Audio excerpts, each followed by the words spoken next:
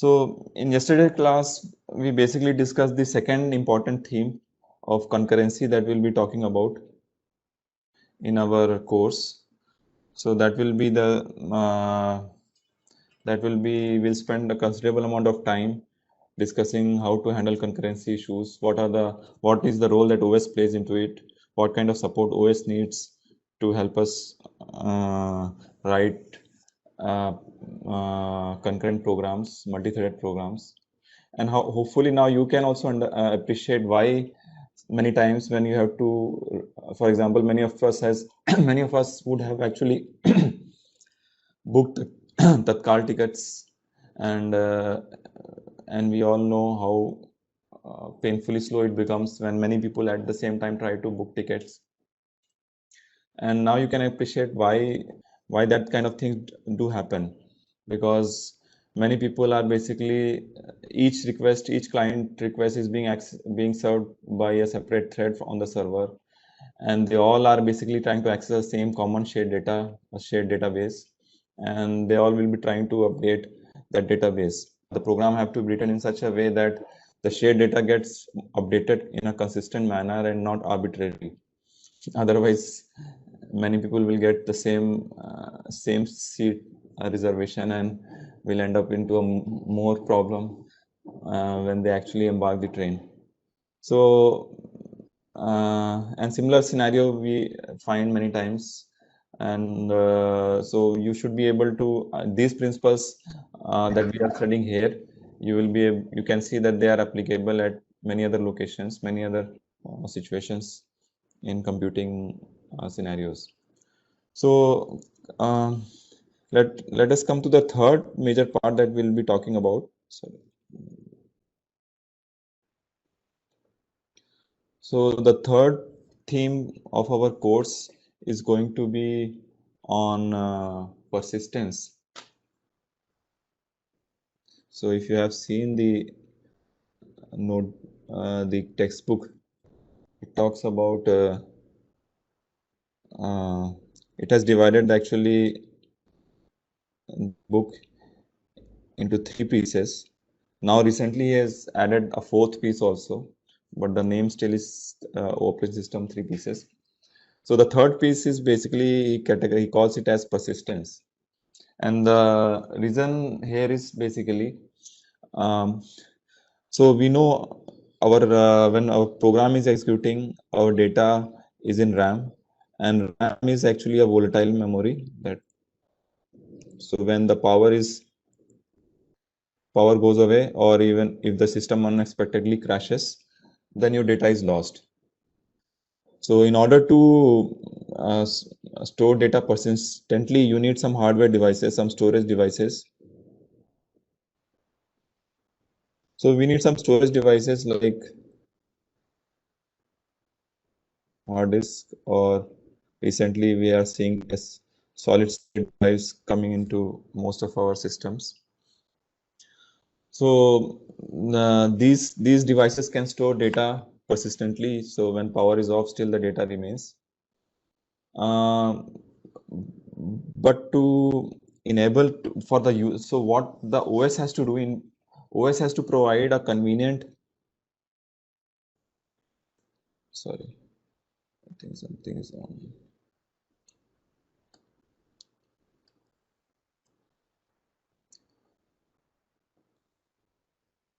OS provides convenient abstraction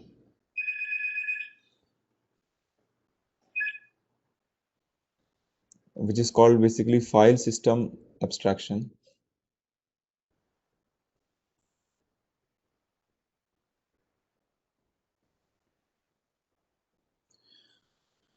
To manage these storage devices, this disk and whatever device you are using for storage, to and store data. Data will be in the form of your user files.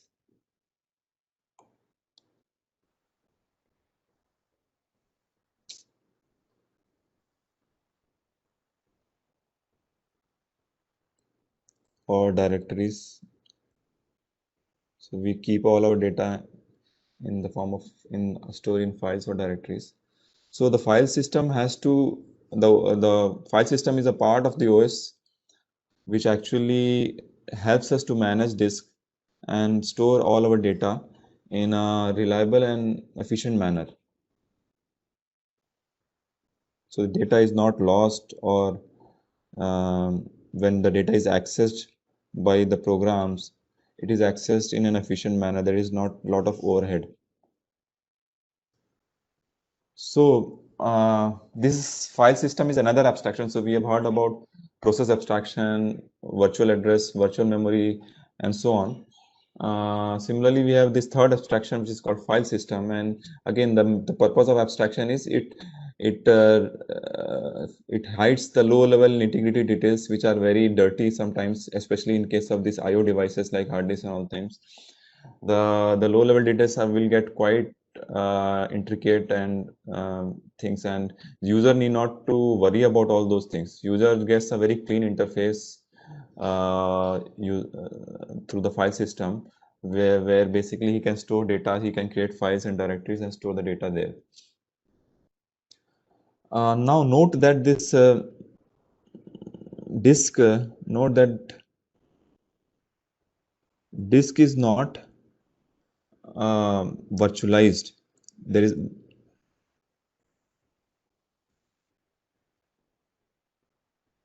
so we said that CPU is virtualized, means we create for each process basically we create multiple for each CPU for each user we create a process, and so a CPU we create multiple instances of a CPU, in that sense a virtual CPUs in the form of processes and threads.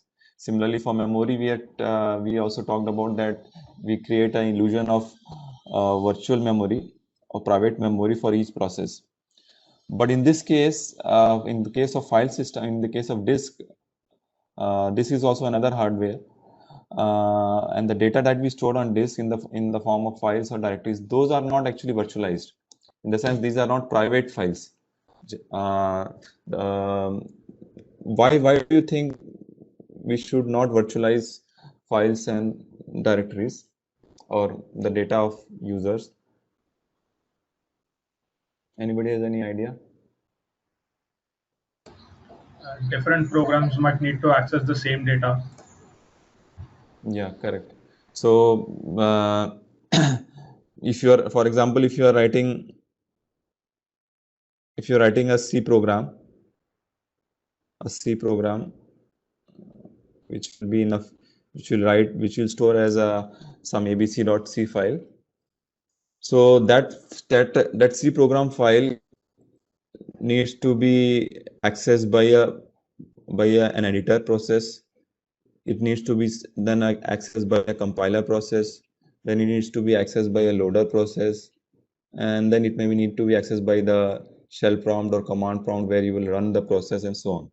So the same file needs to be accessed by multiple users, multiple programs, multiple processes. So that's why you don't virtualize as such a file or a disk, although you may create permissions for each file and things in order to restrict particular type of users or particular type of processes from accessing it. But by default, these things are not virtualized. So let me show you a demo.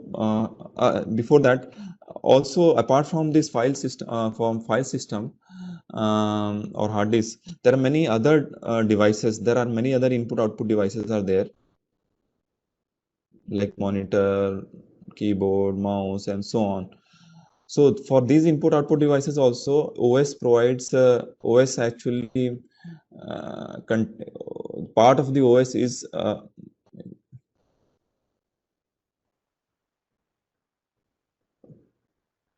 part of OS is your device driver code.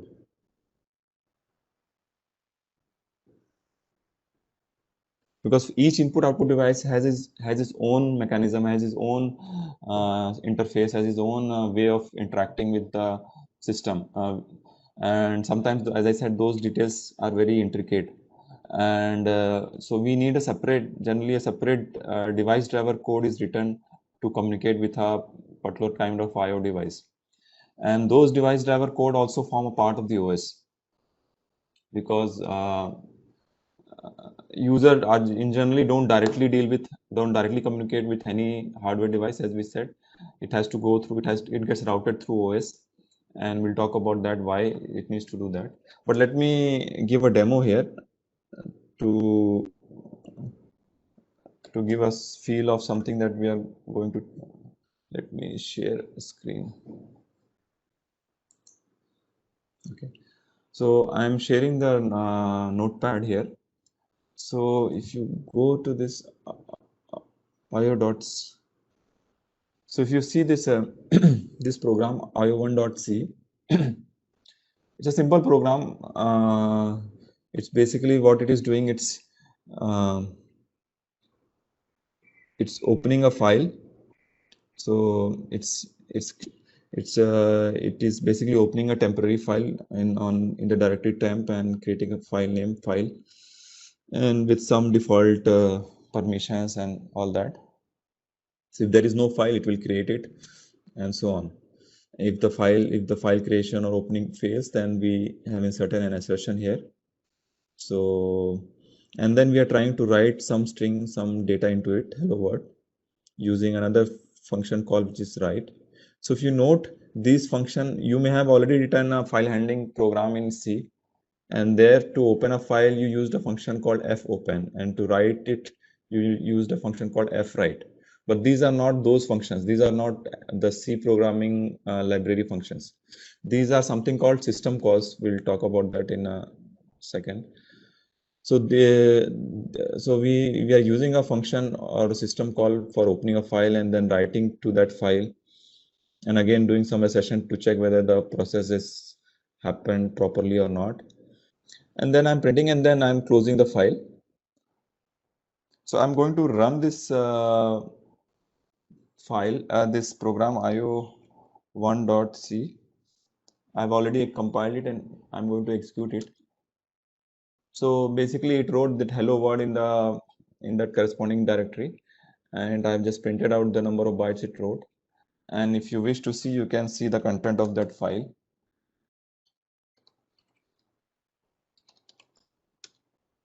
So you can see in that file the word, the string that we were writing, it has written. So nothing new. You all know what it is. Now what I want to show is that you may be wondering what role OS has to do in this. So let me just show you another way to run this program. Can you see the terminal? So I'm executing the same programs io1, but with another command, a utility that comes called strace. Strace is basically a utility to trace all the system calls that happen while that program or that process executes. So I'm going to log that all the sequence of the system calls that happens in a file called trace log while this program gets executed. Okay, so let me execute it. So output will remain the same, the process will remain same, but there would have been a log that has been created called trace log file. So if I try to see this file, let me open, it may be a bigger file, so let me open with more. So if you see, there is actually a lot of things under the hood that are going on. There is an exec function call, and then there is fstat and mapapp. This is a memory allocation request, and so on. And if I continue this, so before this function closes, before this read write operations, a simple opening and writing and closing operations.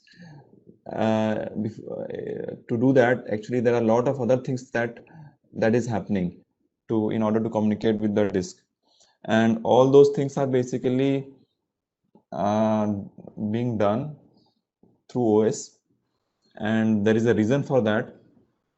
I'll just go back to my notepad.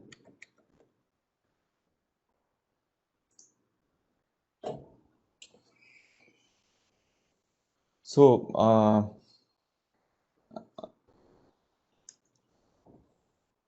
So what I was saying is basically that in order to just write create a file and write to that, a user has to do a file system. The part of the OS which deals with that is, as I said, is the file system. And that file system basically software basically has to keep track of where the space is available in the disk, and has to create a file there, and it has to maintain some data structures to store that all that information, the record of the files, and where exactly how much byte has been written into it and all that, and permissions, who all users have permissions to access that file and so on. So before this, even the simple operations to happen, a lot of these things have to be done by the file system under the hood. And those details will be when we talk about this persistent, when we come to that theme of our course, we will be talking about all those things, the exact sequence of steps through which communications with any IO devices happens. In particular, we'll talk about the disk, the storage device in more detail, because that is one of the very important hardware for us, because that stores data, and data is very crucial for all of us. We, as a user, we all give a lot of importance to our data. So that is very crucial. If sensitive, some important data is lost, it's a great loss for a user. So and another thing that we have seen in this program, we have seen something called, I introduced a term called system calls. Like in this program, we had system call. There was a system called open. There was a system called write. There was a system called close. So we use at least 3 system call in the C program itself. And under the hood, there may be other things happening, as I said. And these are what these system calls are. It will take some time to explain it. It looks like a simple function call on the surface. When we saw it, it was simply looking like a simple procedure call, like a simple call for a function like fprintf, fopen, and so on. But those are like high-level procedure calls which are there in your C language libraries. And those high-level functions actually, in turn, they call these system calls. And these system calls are basically, these are, if in a short, if I want to say, these system calls are basically a small set of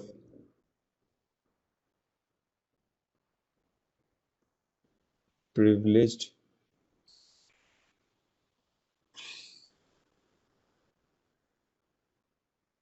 instructions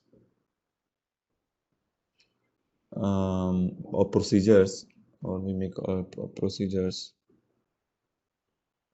which are available in the form of an API and a user API. But through these system calls, basically, users user program can tell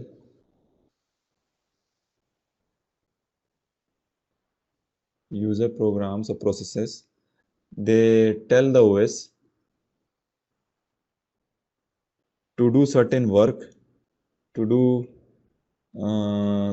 some work on its behalf.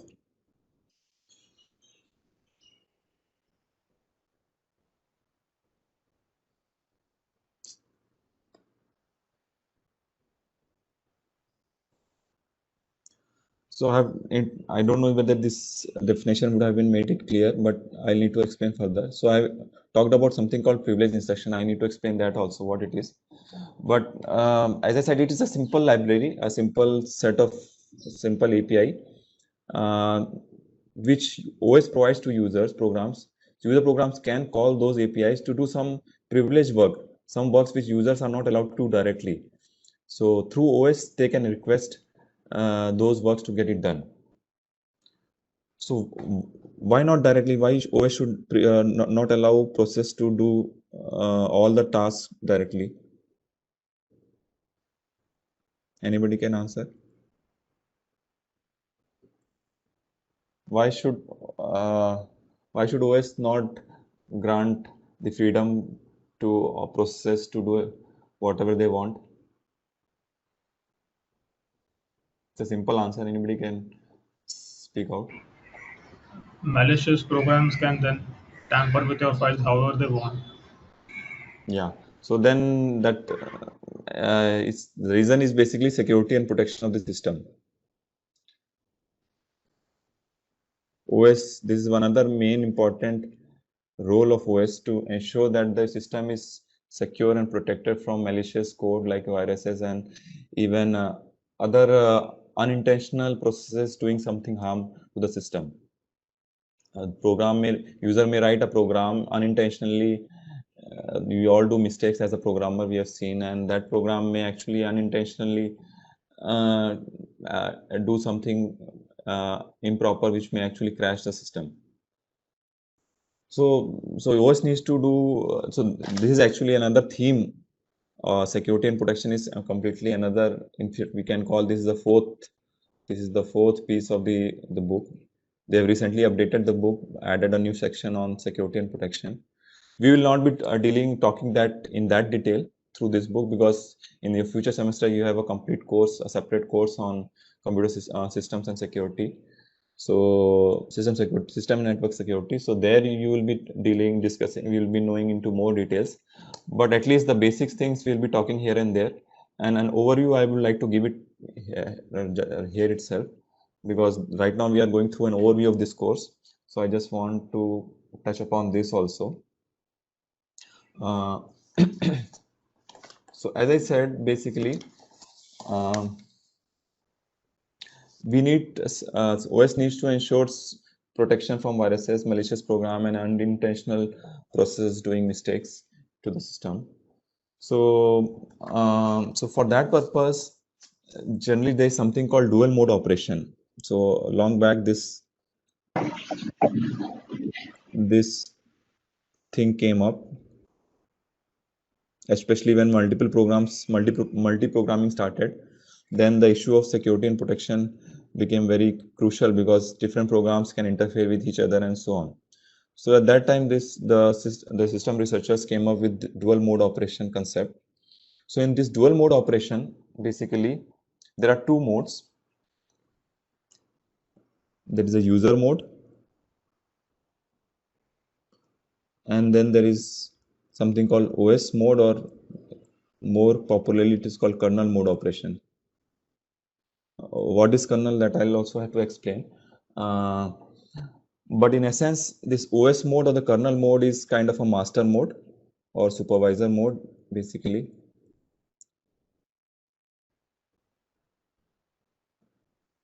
And your user mode is basically where your user programs, user processes can run. And your users can be also of different types.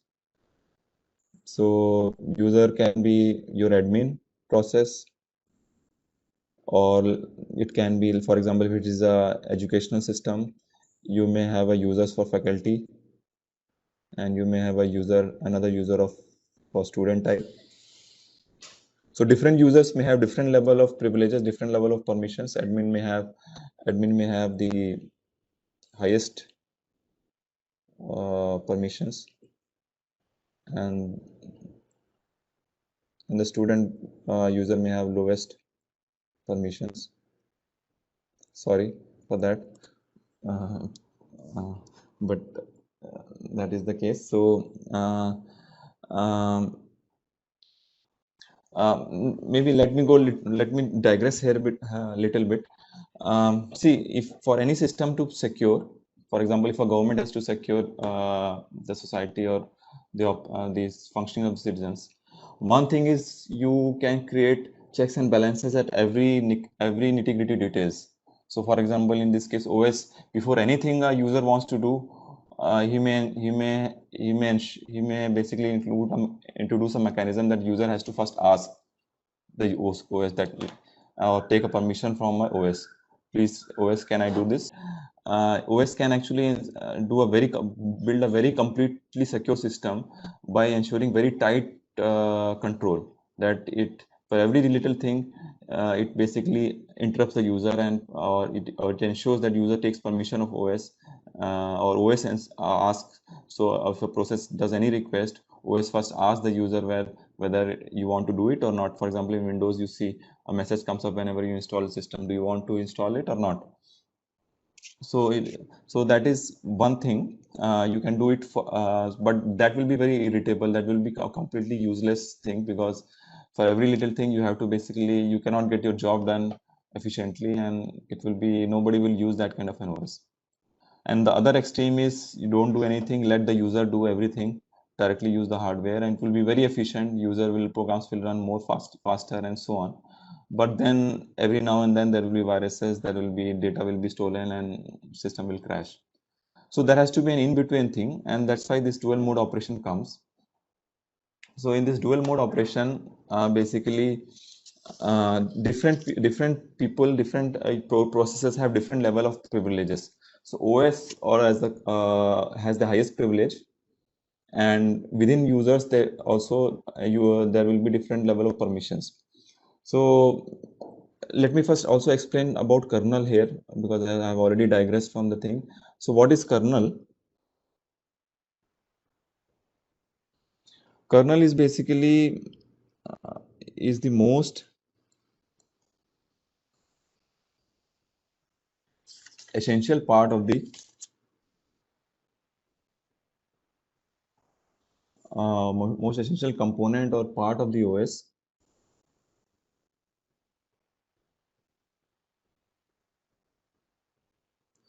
which always resides in your RAM.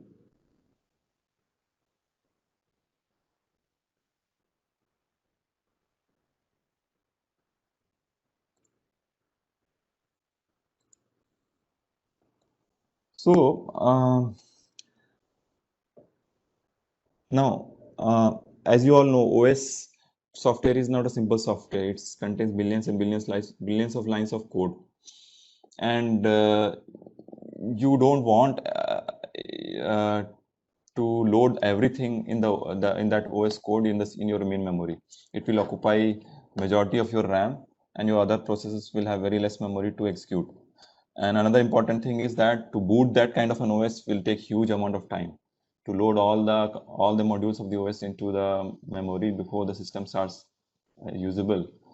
Boot time will be loading time will be so much large that it will be too painful.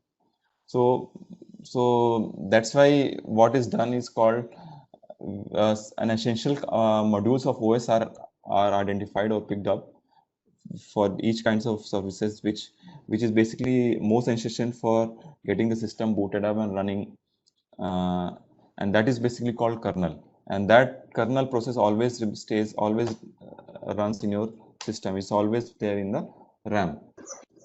So so there are two design extremes. So earlier in the earlier mode there was one monolithic kernel.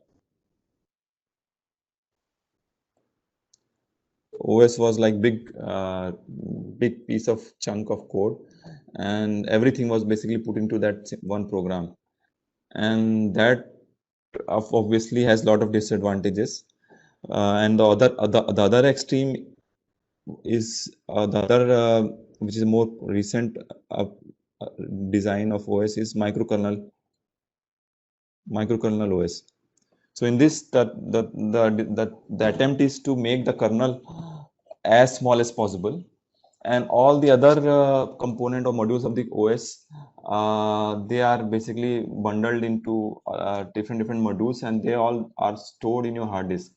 And as and when those things are needed, those modules are brought into your in your RAM to execute those things.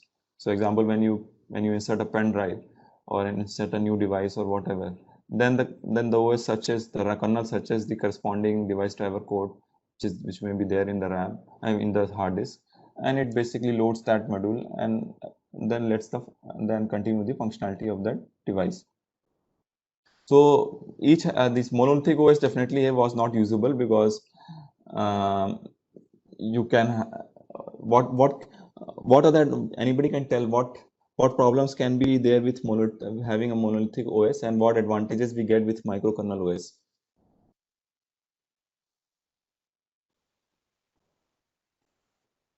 What do you think, having a small kernel, how it will benefit?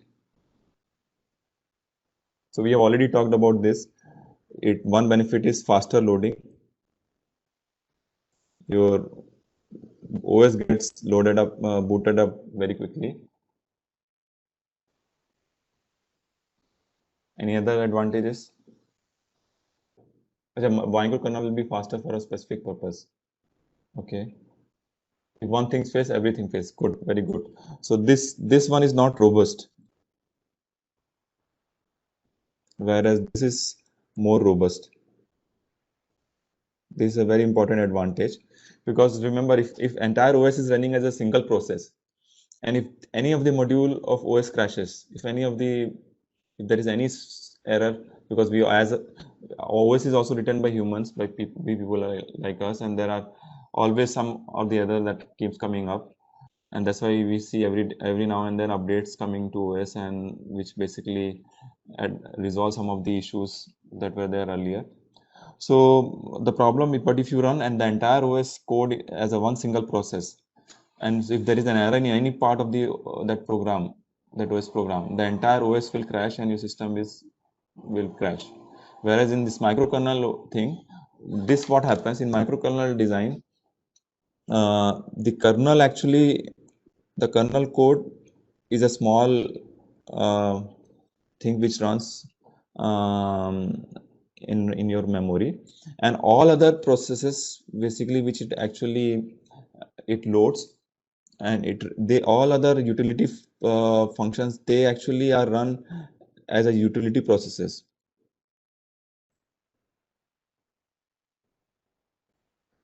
By this kind of an OS design, basically kernel is the main OS program which is always running, and other utility things get executed as user processes in the user mode. So if a user program has to do something,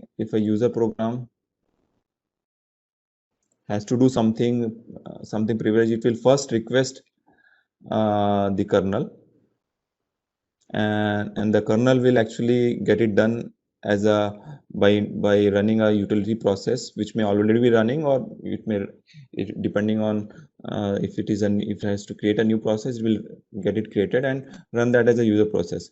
And if now there is some error in this user process may fail, this utility process may crash, but the kernel, the OS does not crashes. So kernel still remains functioning, and it will just send out an error that sorry, your request could not be fulfilled, or there was an error, and then it can recreate that process and try to attempt it again, but the function keeps running, the systems keep running. But in this design, if one thing fails, everything fails. And there are other advantages, as somebody has written, can be used in machine with less resources. Good, yeah. So if you are using a simple process, you can still run it with minimum functionality and so on. So I think I will not go into more details here. You can read from some of the books. This topic is not discussed in this Remji's book, but in other books, this topic is discussed in some of the introductory chapters.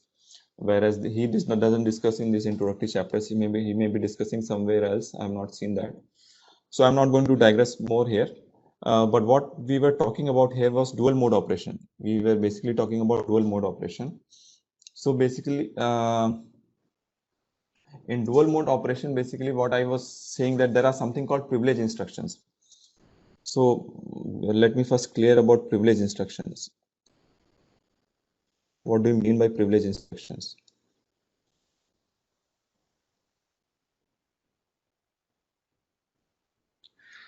So let me give some examples and ask you whether this should be a privilege or not. So let us say creating or deleting a user account. Should it be a privilege? Should it be privilege instruction, or any user should be allowed to do that? Yes, it should be a privilege instruction. Okay. Let us say allocating a memory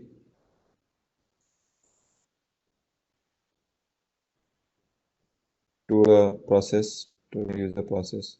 Should it be privileged or not? No. Why? Allocating memory to a process should not be privileged. Why do you think so? Why do you think it should not be privileged? I think it should be privileged.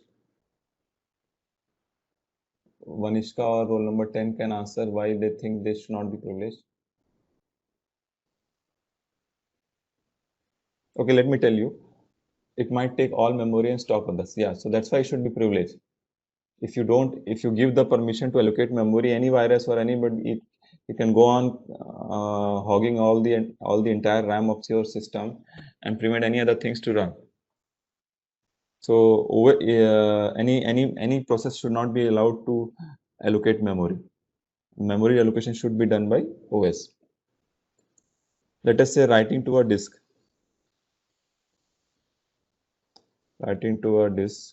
or displaying on the monitor.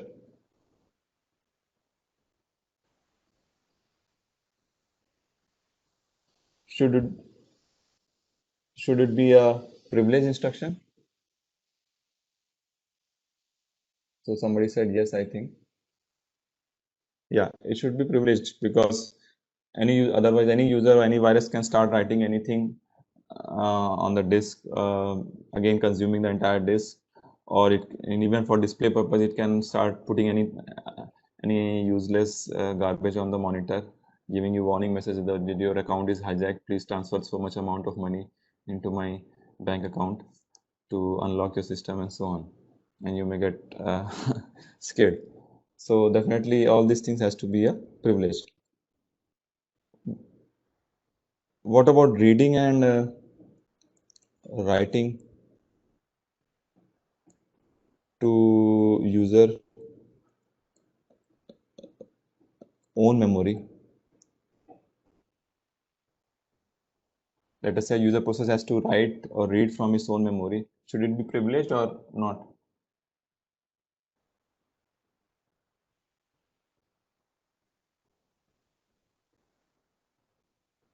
Anyone? Not privileged. Good. So this should not be a privileged instruction because then basically you're not giving any freedom to. So can you explain again what is privilege actually meaning? Okay. Yeah. So what I'm saying is privileged is something which should, as I'm saying that OS has to basically keep the system uh, secure and protect from any unintentional harm or any malicious harm to be done to the system. So it has to keep some control with it. So whatever control he wants to keep with that should be a privileged instruction. So that's what to explain what is privilege meaning. I'm giving these examples, and through this you will be able to understand what should be privileged and what should not be privileged. So as I said, these first three things needs to be privileged instructions or operations, whereas reading and writing to one's own memory, it should not be privileged. Because what does it matter? Once I have assigned a process, once the OS has assigned a memory to a process, now let the user read or write anything into that memory. Because that is not going to interfere with any other process, or that is not going to interfere with the functioning of the OS itself. OS may, if OS does not has memory, he may just deny that I don't have the memory, I don't want to give it to you. But if he has memory, he's already allocated it. Now let the user read and write from it directly without let the user read and write from it without explicitly taking permission from OS. Otherwise, it will become too slow to do all that. Okay, so similarly, you can take many examples to understand what is privilege and what is not privilege.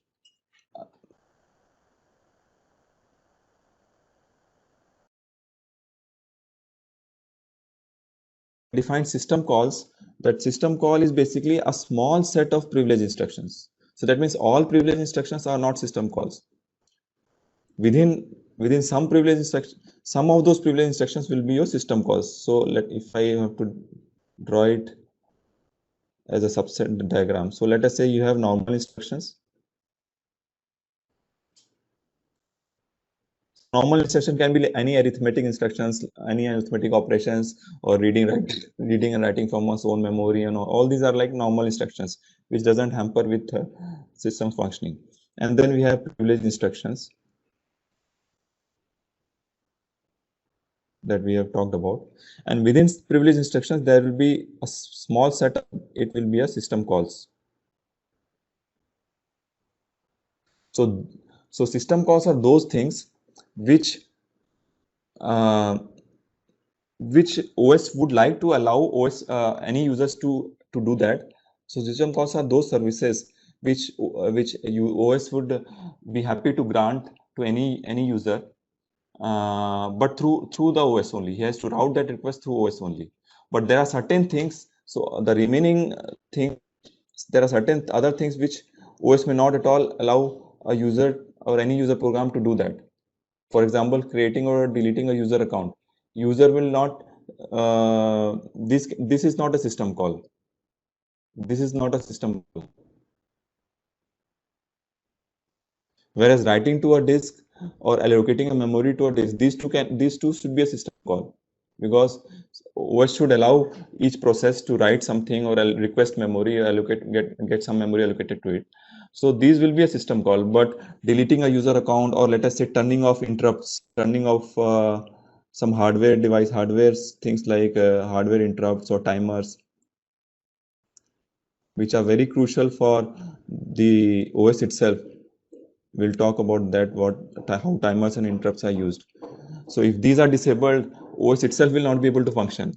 So this will not be this is a privileged instruction, but this will not be a system call. That means no user program can turn off interrupts or timers or whatever by requesting OS. So system calls are only a subset of those privileged instructions. On these system calls are, as I said, these are like writing to a disk, reading from memory, creating a process. If you want to create a process, and so on. These are privileged instructions, but these are also system calls.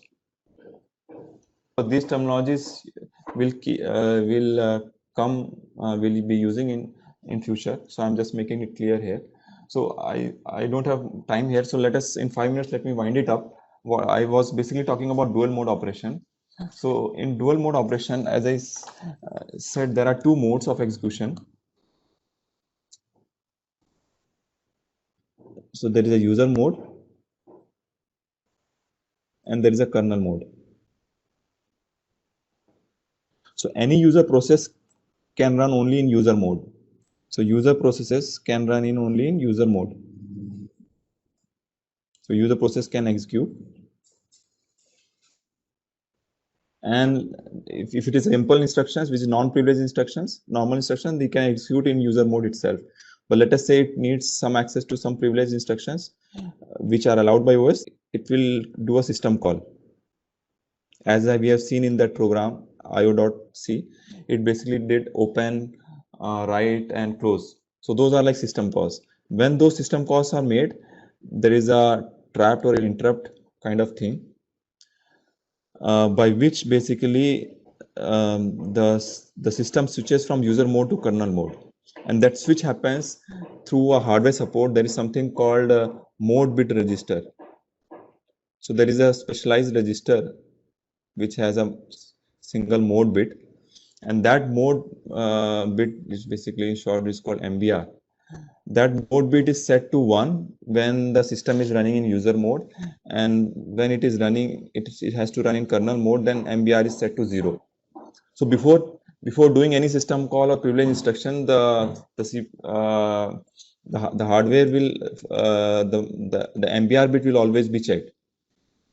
So if a user tries to execute a privilege instruction directly, then the MBR bit, since it will be 1, and in that case the user process will be terminated. So he should not directly, he should make a system call, and when a system call is made, there is a method. We'll be delving this in our coming lectures, how this exactly happens. But in simple way, there's some kind of a hardware interrupt or trap which basically resets this MBR. So then basically you are able to now transition into this kernel mode. So here your kernel process is running in this kernel process is always running. So in this now kernel will execute the system calls that was requested by the user. And after executing the system call, whatever is output will be returned back to the user process. So return from, again through a mechanism of trap and interrupt, it will be returned from trap, and then the user program will continue execution from that point of view. Of course, before returning, it will again set the MBR bit, because now it is going to transition to user mode. So in that way, this basic protection mechanism is inbuilt into the system through the help of this simple hardware called mode bit register.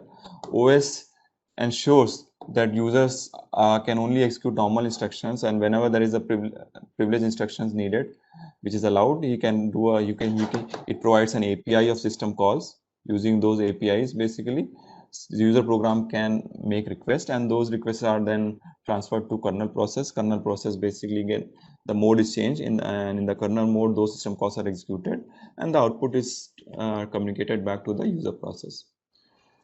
So I hope this basic idea of protection and mechanism is thing. We will be delving into more details in our coming lecture itself. I think so now I have given a broad overview of our entire courses. What are the different pieces which will be delving into more details. There are some things which I have missed here in the introduction. There is a history of operating systems evolved. I think I wanted to discuss, but I think you can read it on your own. It's a very simple thing. It's just a simple history, how from batch processing era it evolved into from procedure call it evolved to system calls, and then multi-programming era came, and then Unix was born, and which basically was made open source, the first open source thing, and which helped develop other things, and many other concepts were incorporated at that time, like shell prompt to execute commands, shell scripting, and other things. And then from them, how modern era came, where PCs and Mac and other Android and real-time OS, different things have come up. So this is an interesting thing. I would recommend it to read on your own. I would save time. I would not discuss in the class on this. And we will in the next class we will start our we'll straight away jump to the first piece of our course, which is basically CPU virtualization. So now we'll start zooming into it. So till now I have given an overview of what all these things mean, and now we'll start take one by one each piece and start delving into the exact mechanisms and policies. So that is what we are going to see, exact concepts and policies that OS uses to put everything into place. So I'm done with this class. I'll open the poll for the feedback. If anybody has any questions, please ask now. So, sir, the features that we discussed in the beginning, the virtualization and the things. So, is that something that the kernel itself does, or for that do we have to load things from the OS or send? No, so calls kernel is actually part of the OS. As I said, it's the most essential part of these things. So some aspect of virtualizations will always be part of the kernel, because otherwise processes cannot be created. So so most of the, I think these crucial things like virtualization and persistence and CPU, at least the CPU virtualization, memory virtualization. So most of these things will be part of the kernel itself. But some utility things which are not so essential. So there is always a trade-off. So different OS can decide whatever. So there will be a trade-off at what point to stop, because you can include more things, then you are basically compromising speed. And if you leave more things, so you are compromising. So there is no hard boundary. Basically, there is a trade-off which every designer, every developer of OS has to make. Okay, sir. Thank you. These are all part of OS. What was the next question? Thank you for asking this question. What happens if two programs open and write to the same file at the same time? Yeah, so that is managed, as I said, that is managed by different mechanisms that will be delving. First of all, there are permissions given to different files which programs can access, and then even if two programs issue a request for open and writing at the same time, it's not that they will be executed concurrently. As I said, OS is going to execute one instruction at a time, and so it will have some mechanism inbuilt to schedule the ordering of those read and write in such a way that the result is consistent. There is no inconsistency. So as we have discussed during process also, there is a, even when you are writing in your RAM also, concurrency issues are there. Similarly, for writing to a disk also, concurrency issues can come up. So similar mechanism will be used to ensure that thing also. Okay.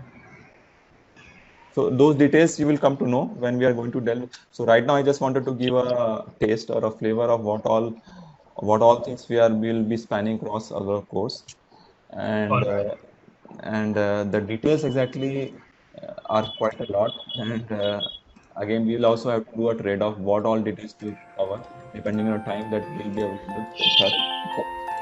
So let us see how it goes. So